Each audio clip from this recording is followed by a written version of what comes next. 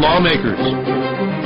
Less than 2 weeks after a quadruple murder that began at the Fulton County Courthouse, the Senate votes to establish a committee to study security measures at state and local government buildings.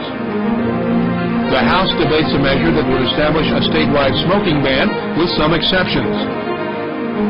And the Senate votes to protect public prayer at playoff games held at private schools. Those stories and more are next. Live from Atlanta, this is Lawmakers for Tuesday, March 22nd. Here are your anchors, Wendy Lawson and Gerald Bryant. Good evening, everyone. The House is still in session at this hour, where they have just approved a statewide smoking ban. Jesse Freeman will be joined by the bill's sponsor, Representative Stacey Reese, later in our program.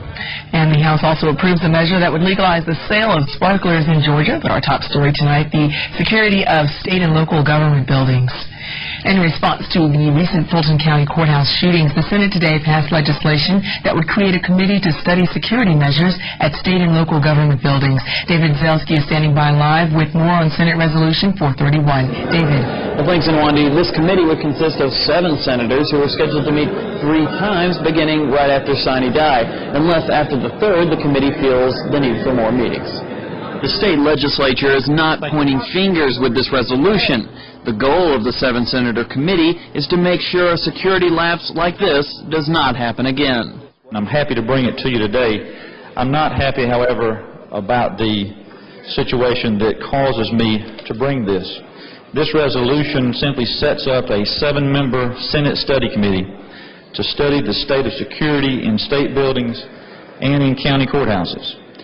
We must provide a secure environment to those who sit on the bench and make difficult decisions every day, to those who set public policy in this state, and to those who find themselves, for whatever reason, in these environments. Carter's hope is that the findings of the study committee will lead to effective legislation for the General Assembly to take up come 2006. Senate Resolution 431 passed by a vote of 46-0. Reporting live, I'm David Zelski for Lawmakers. Now, David, I understand that Ashley Smith, the woman who eventually tipped police off about the whereabouts of Brian Nichols, she'll be at the Capitol on Thursday. Yes, and Wendy, the governor is awarding her a check for $10,000 on Thursday, and Smith will eventually receive over $60,000 in total reward money once other municipalities pay their part. All right, thanks so much, David. In other news, fatal accidents among teenagers are down 50% in the last 5 years, according to a study by Emory University. That's thanks in part to a law created by the Georgia General Assembly in 1997. That law made it tougher for teens to obtain and keep a driver's license. Governor Perdue joined professors from Emory University at the Capitol today to make the announcement. We raised the bar and the requirements for our teens to earn their driver's license, and we put some common sense restrictions on their driving. This law initially seemed like a hardship to young drivers who were eager to get behind the wheel, but the law encouraged teens and parents to take driving as a serious and potentially dangerous activity that it is. 1. Fatal crashes involving 16-year-old Georgia drivers decreased 37%. 2. Speed-related fatal crashes involving 16-year-old drivers declined nearly 42%. And alcohol-related fatal crashes involving 16-year-old drivers decreased more than 60%. And perhaps most interestingly of all, we found that the very first group of Georgia drivers who grew up in the era of TADRA and turned 21 in 2002 have a fatal crash rate 38% lower than that of 21-year-old drivers in 1997. And also today, the General Assembly has adopted a new congressional district map. The House today agreed to a Senate change to House Bill 499, removing the House Speaker and Senate President Pro Tem as the officials in charge of transmitting the map to the U.S. Justice Department. Despite opposition by Democratic leaders who argued that they were excluded from the reapportionment process, the House agreed to Senate changes to the House bill by a vote of 105 to 70. The map now needs approval by the governor and by the U.S. Justice Department in order to be used in elections in 2006. And a proposed statewide smoking ban has passed the House, but not without exceptions. The House passed their version of Senate Bill 90 shortly before 7 this evening. That legislation was originally designed to ban smoking in most public places around the state. Lawmakers Jesse Freeman joins us live with what the details of that bill are now. Jesse. When Wendy, has been a long, contentious battle over Senate Bill 90 in the House this afternoon and this evening. Here's a sample of some of the debate that has taken place. This initiative comes with some debate. But I've also learned that two sides on this issue share many more agreements than disagreements. Folks, we do. There's much more about SB 90 we agree about than we disagree. I have learned that most all of you agree that secondhand smoke is bad. 91% of Georgians agree with us that feel that way. In Georgia, we spend $1 billion on health care costs every year treating tobacco-related illnesses. My reading of this bill, the initial paragraph, is reminiscent to Nazi Germany. Reminiscent to Nazi Germany. Will there be degrees of punishment? Felony unfiltered. Misdemeanor for Virginia Slims. Will a young man who offers a young lady a light, will he himself be an accessory as well as his Zippo? Local governments already have the power for a no-smoking ban. If these local governments want it this badly, then let them enact the no-smoking. And now I'm joined by Representative Stacey Reese, who sponsored this legislation over on the House side. The Senate sponsored with Don Thomas. First of all, congratulations, Representative Reese. I assume you're encouraged by what passed? Absolutely. This is a landmark moment for the 78% of Georgians that don't smoke. And Representative Reese, I must say that following the amendments that were being voted on in the bill, I was a little confused. Now, how far is this from the original bill that was brought before the House today? Well, it's a little hard to tell right now exactly how far we are from the original bill that we started with earlier today, but we'll have the opportunity now to go through it. It's on its way back over to the Senate. I'm sure they'll take a good, strong look at it, and I would suspect we'll end up in a conference committee, and at that point we can really hash out what these amendments do to the bill. But it is a landmark moment for Georgians that don't smoke. Georgians want this bill. We've had support from all over the state, from rural Georgia to metro Atlanta. I mean, it's a great day for people of Georgia. I guess it's been Representative Stacey Reese. Thank you for joining us, Representative Reese. We will follow this bill as it treks on, possibly through conference committee. Back to you. All right, thanks so much, Jesse. And legislation that would put 9 types of cold medicine containing pseudoephedrine behind the counter passed the Senate today. Pseudoephedrine is the main ingredient used to manufacture the illegal drug methamphetamine. House Bill 216 would also create a retail awareness program called Meth Watch that Senator Jeff Mullis explained from the well. The Georgia Meth Watch program, approved by the Georgia Council on Substance Abuse, is involved in this. The program will educate retail employees and also the general public on the dangers of this terrible drug. And a label or a sticker, an item, will be flagged on the shelf where the product is sold that is used to make this terrible, terrible drug. This epidemic is pervasive throughout this entire state, and it won't be long if we don't do something before every single Georgia family has been touched, just like many of ours. Senator, it's a great point. Thank you. You're right. In fact, in some areas in rural Georgia and mine, it is estimated that one of every 5th house has some relation to the meth problem. Thank you, Senator. House Bill 216 would supersede any current local ordinance dealing with pseudoephedrine sales, but an amendment which passed by Senator Bill Hamrick would keep that from going into effect until the end of this calendar year. The Senate and House agree public prayer should be allowed before playoff games at private schools. The Georgia High School Athletic Association currently bans that practice. The GHSA has instituted a policy that says if there is a playoff game between a private or parochial school and a public school, that if the game is held on a private or parochial school property, that even though it's church property, the GHSA has said that you can't have a benediction before the game. Invocation, thank you. I stand corrected. It's getting to be a long day here. But basically what the GHSA is saying is, even if it's church property, even if it's a priest sitting there on the church property, he's not allowed to pray. Now, the rule doesn't apply in anything but playoff games. So all this bill says is you can't have that rule that under the First Amendment of the Constitution, people are allowed to pray on church property. And to the GHSA, with all due respect, that you're not allowed to limit the First Amendment, even though it does involve high school sports. House Bill 678, the private school prayer bill, passed 49-1 and goes to the governor. In the House, a proposal to make uniform the process by which schools are assigned to athletic conferences drew a great deal of criticism today. Action was suspended on Senate Bill 103 following a flurry of opposition from legislators who felt the measure discriminates against private schools. 41-year-old Terry Schiavo has lived in a persistent vegetative state since she was severely brain damaged in 1990. Although she can breathe on her own, Schiavo's life depends on a feeding tube, which was removed 3 days ago. Schiavo's parents want the tube reinserted. Her husband opposes that measure. Lawyers for her parents filed an appeal with the 11th Circuit in Atlanta today.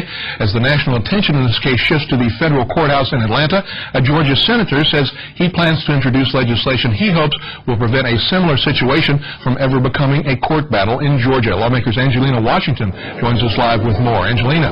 Well, Gerald, Senator Chip Rogers plans to reintroduce legislation known as the Georgia Starvation and Dehydration of Persons with Disabilities Prevention Act. The bill states that courts in the state of Georgia should rule on the side of life with respect to an individual who is disabled and the only help needed to keep them alive is food and water. This is just what I think is a good piece of legislation, urging people to make end-of-life decisions, urging people to allow their loved ones to know what their will is, and making sure that at the end of the day, if the court is simply given a decision between life or death, and there's no other information given, the courts here in Georgia would choose life. Senator Rogers did express his sympathy for the Schiavo family and believes that they would support this legislation. Once they go through the process of what they're going through now, my legislation is certainly secondary to anything they're dealing with their daughter right now, and my heart certainly goes out to them. Having someone that you love like that having to starve to death is certainly not something we wish on anyone.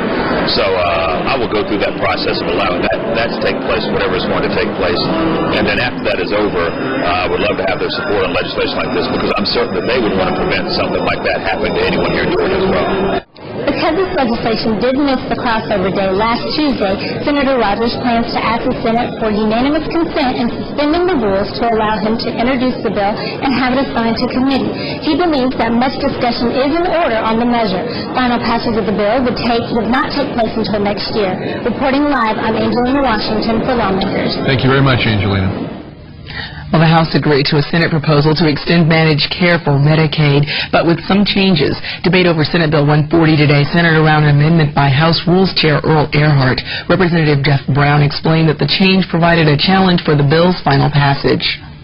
If this passes, and I've talked to some senators who have a concern that some of you have, Chairman Earhart has a very interesting story on the other side of the thing. So again, I'm just going to be the reporter here, not take an opinion. But the expectation is that if this passes, goes over to the Senate will disagree and insist on their position, which basically removes Section 1. And it would come back here and you would have an opportunity to vote a second time. You could either agree with the Senate, or if we insist, then it would go to conference. Representative Earhart, however, argued that his amendment would in fact save the State Department of Community Health money at a time when the agency faces a shortfall of millions of dollars. Let's talk about the cost just for a moment. Let's start anecdotally. Let's start with one of the largest health care providers of managed care in this country, United Healthcare. Ladies and gentlemen, they've gotten rid of their pre-certification process. Do you know why? It cost more to administer than they were making on the difference of what the drugs themselves cost. Now that's millions of lives. So why do we hear this number from our DCH, and they throw these numbers around all the time? I get so frustrated with them. $200 million is going to cost us. Based on what? I've asked for numbers for weeks. I haven't gotten one. So, even Mr. Chanel seems to think it's only about $10 million, but let's find out what it really is before we make decisions based on the people's health. Let's talk about the system itself. Let's talk about the basic way it works. Let's talk about a company called Express Scripts, 4,000 miles away in California. Let's talk about how they work this system. They have 100 call center operators that answer calls from the people of the state of Georgia. You know how much it costs every time your doctor, your pharmacist, or you call them? $18. Tell me how you can make that pay when you're saving 18 cents on a particular drug. Let me tell you, if people start picking up the phone and calling them every day, I guarantee you there wouldn't be any savings for the state of Georgia. That's why these pre-certification processes don't work. They're not cost-effective. The House adopted Senate Bill 140 by a vote of 114 to 58. Because of the amendment, it now returns to the Senate. The Senate today agreed to House changes to Senate Bill 43, a measure providing scholarships for active duty Georgia National Guard personnel and their children. The change the House made was to remove the names of 3 Senate sponsors, including Senator John Wiles. But the good news is the heroes of Georgia, those men and women that are fighting to protect our freedom, still get the benefits of college education for when they serve, and their children get college scholarships. And you know, if you have to swallow your pride and say, I really don't care if my name's on it or not. I'll just swallow the pride, and it's the military families of Georgia that are going to prosper. I'd urge your agreement to this amendment, and thank you very much, Mr. President. I yield the well. So the House version of Senate Bill 43 passed with no dissenting votes and goes to the governor. Well, on reconsideration today, the House approved the sale of certain fireworks in the state. Senate Bill 133 was defeated last week in the House. Today's presentation was prefaced by some sound effects. A point of clarification, those sounds are bottle rockets, which are exploding devices. We're talking about sparklers, which are non-exploding devices. No wonder there's so much confusion on the House floor about this bill. It specifically says it is unlawful to sell sparklers of more than 100 grams of mixture per item. It's been cleaned up so that language, the confusing language that caused so many questions by some members, has been taken care of. Representative Sharon Cooper, who spoke strongly against the bill last week, returned to the well today to urge legislators to protect children from the dangers of fireworks. I would have thought that since 30 of us, 30 more people voted against this bill than voted for it, that maybe the good senators on the other side of the aisle that are pushing this bill would have looked at the bill and maybe at least have tried to tighten up the language to help us and help some of you change, or maybe, change your votes. But no, nothing has been done to this bill to tighten it in any way. And in regard to the handout that you've been given, yes, there are less problems with fireworks in these days. It's because of the heavy regulations on them. The House passed Senate Bill 133 by a vote of 119 to 53. It now needs the governor's signature to become law. As we first reported on Lawmakers last night, the House Governmental Affairs Committee passed Senate Bill 84, which would limit identifications allowed to show to vote to picture IDs. Late last night, the Senate, State, and Local Government Committee took up a similar bill. House Bill 244 has the same provisions as Senate Bill 84, but there are differences. Chairman John Wiles explains. Senate Bill 84 is simply a photo identification requirement for voting. House Bill 244 is a comprehensive rewrite of Georgia election law. It provides for many things. It eliminates the plurality in the general elections. It provides that all nonpartisan judicial races be held in November. And it also provides a 4-week runoff period for those November elections. Senate Bill 84 passed the House Governmental Affairs Committee by a vote of 6 to 4, and House Bill 244 passed the Senate, State, and Local Governmental Affairs Committee by 2 votes to 4. Both of those bills continue through their respective chambers. I would think that House Bill 244 will be the bill that moves forward through the Senate and possibly to the House, although Senate Bill 84 is still pending in the House, and of course they have the ability to pass that bill also. We will, of course, follow the progress of those contentious bills as the days go on. And an update on another bill that we discussed last night. The governor's ethics reform package still awaits a vote in the Senate Ethics Committee. House Bill 48 has faced criticism from Democrats who say the House changes virtually gutted the bill. The House struck sections dealing with caps on gifts and conflict of interest laws. However, the bill still contains revolving door policies, creating a 1-year waiting period before a former legislator can register as a lobbyist, and increased penalties for violating ethics laws, up from $1,000 to $10,000. The Senate Ethics Committee is expected to meet again tomorrow to discuss House Bill 48. There's been talk of a special session if House and Senate compromises cannot be made, but House Majority Leader Jerry Keene recently stated that would not be the case. There is a slight hitch in the legislation paving the way for Sandy Springs to incorporate as a city. The Senate is insisting on its version of House Bill 36, the enabling legislation. That means unless the House agrees, that bill could end up in conference committee. Also in the Senate today, approval of a resolution creating a study committee to look into the possibility of the city of Atlanta becoming its own county. The House today agreed to allow the Department of Natural Resources to sell permits for the collection of wood in certain Georgia rivers. Representative Richard Royal explains. It deals with the issue of deadhead logs, which are logs that were commercially harvested in the 1800s and the early 1900s and that were sunken in the river while being floated to market.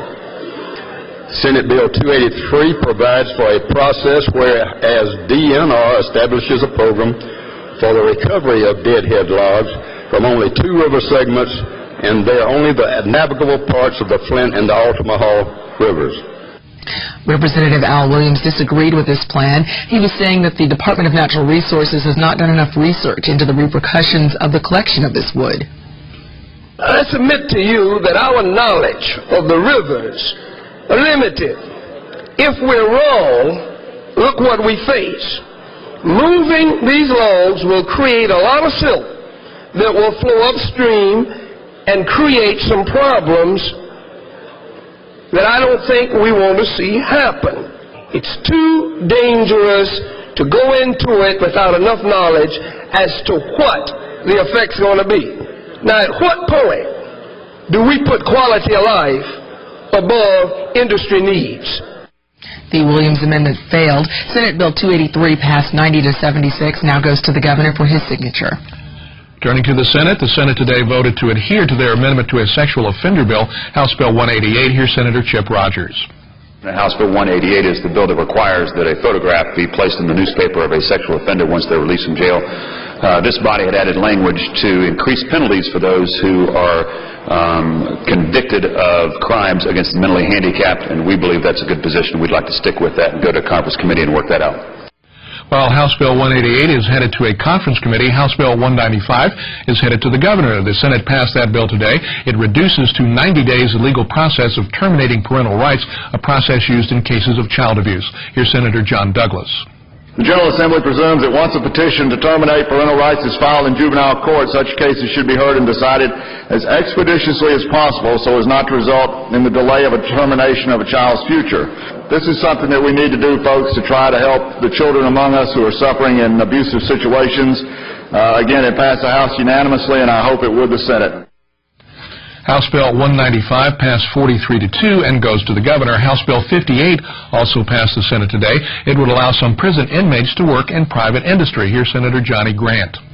Some of the benefits that this legislation would provide include it would provide job experience and skills to participating inmates. It would allow participating inmates to accumulate savings. It would reduce the cost of incarceration by enabling participating inmates to pay room and board. It would provide participating inmates income to pay fines, restitution, and family support. And most importantly, it would help reduce recidivism rates, which in Georgia at 35% is one of the highest in the country. House Bill 58 passed with no dissenting votes and goes to Governor Perdue. House Bill 366 also passed the Senate. It exempts Cherokee, Forsyth, and Clayton counties from the new indigent defense system because those counties already provide defense for those who can't afford it. The Senate voted to remove a House amendment that would have included juvenile defendants. Some Democrats question the wisdom of that. What we're doing is taking out that provision which would allow for juveniles to have public defenders. Is that what your amendment would do? No, this was an amendment added to the current language, as I understand, in the House that would have put that into the system, and it is my belief that that would not be widely accepted as something we would want to change to the current system, considering it's so new. We wanted to allow this system to work for at least a year to see if there were funds that were available to go down that path. House Bill 366 passed 47-5 and goes back to the House. Governor Sonny Perdue wants citizens to know that he supports funding for agricultural education. The governor spoke at the Freight Depot today to help celebrate agriculture in Georgia. Lawmakers Angela Vondrasek has more. Chicken, pecan, cheese, and blueberries were just a few of the items on the menu today at the kickoff of National Agriculture Week. Our state has a great farming heritage, extremely diverse, as you can see up here on the stage. The values and the principles that farmers learn from the land have shaped the character of our people and the development of our state in more ways than I could list. I stand here as an example of one who learned from the land, from my father, walking in his footsteps in those freshly plowed fields, where he would tell me, Sonny, if you take care of the land, it will take care of you. Speakers at today's event highlighted the role that agriculture plays in Georgia's economy. It's the number one industry in the state. 1 out of every 6 jobs comes from related agriculture. We all know that dependence on agriculture knows no boundaries. Whether we're young or old, whether we're rich or poor, whether we're urban or rural, agriculture is the lifeline that supports us all. And with the wide variety of exhibitors here today, it's easy to see that Georgia's not just about the peaches. Reporting for Lawmakers, I'm Angela Von Drossek. As we reported yesterday, Georgia will soon have a state amphibian. The green tree frog will hold that position after Governor Perdue signs the bill into law. Lawmakers' Jesse Freeman has more on the green tree frog. The Fernbank Museum of Natural History is host to some amphibious friends these days. People really seem interested in these frogs. The reaction that people have when they go through is just one of amazement and wonder, and they're just really excited. One species on display is the green tree frog. Green tree frogs are a pretty common frog. They range about as far north as Illinois, down into Florida, and west over to Texas. They're real common in the southeast and very widespread in Georgia. We have them in all of our state except in the most northwestern portion. They are a tree frog, which means they do have those adhesive toe discs that allow them to climb up into the vegetation and rest during the day by sticking to the underside of a leaf. The toe pads work so well they can walk right up glass. Although Georgia has a state bird, a state fruit, and a state fish, we don't have a state amphibian, until now. Yesterday, the House approved a bill that would make the green tree frog the state amphibian. But why the green tree frog? There were some 4th grade students at a local school, Murtry Elementary School in Floyd County, that came up with the idea of creating a state amphibian, and they came up with the green tree frog as their state amphibian. It was part of a civil process, learning about civil government and how the process works, and so they began to work on introducing the bill, what it takes to call your legislators and lobby on that bill, and watch the bill move through the process of becoming law. Those little lobbyists can now enjoy the fruits of their labor and visit the green tree frog at Fernbank. The museum will have the frog exhibit through May 1st for all Georgians to enjoy. There are over a dozen species of frogs on exhibit here at Fernbank, and the green tree frog is unique in that it is very adaptive to habitat changes. Just like the Georgians it may soon represent, it is a very resilient creature. Reporting from the Fernbank Museum in DeKalb County, I'm Jesse Freeman for Lawmakers. I had no idea he knew so much about amphibians. Lawmakers will not be seen tomorrow because the Georgia General Assembly is not in session. Lawmakers returns with all the latest from Under the Gold Dome Thursday at 7 p.m. If you missed any part of this broadcast, tune in when Lawmakers is rebroadcast tomorrow morning at 5:30 a.m. here on GPB. And just a reminder for those of you with access to the Internet, you can watch Lawmakers online. Lawmakers is streamed live and then archived on our website every night that we're on the air.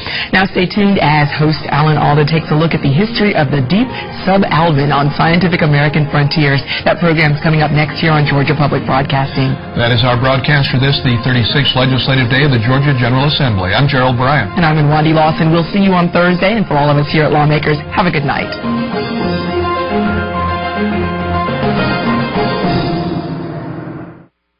This has been a production of Georgia Public Broadcasting.